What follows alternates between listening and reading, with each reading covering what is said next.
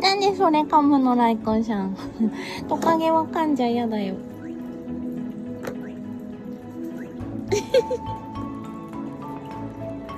かわいいね。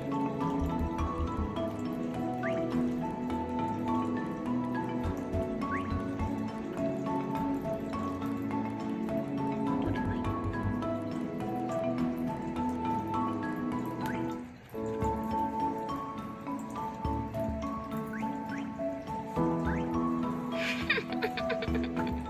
あ、落ちた。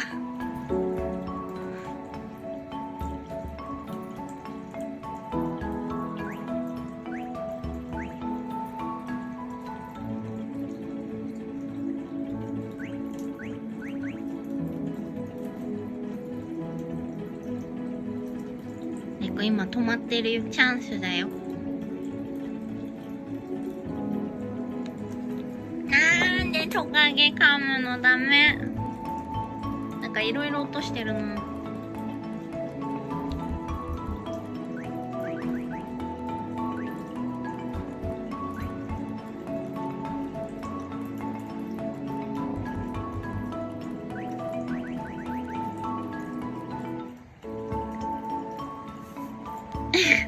危ない危ない、これ充電器ダメよ。なんでそっちに興味持っちゃう？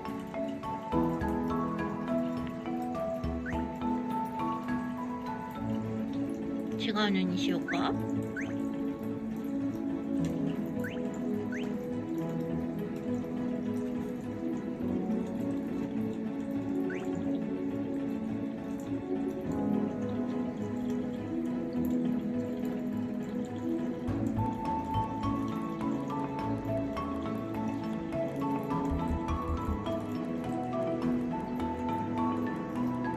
開きました。なんで嫌がるの？ショック。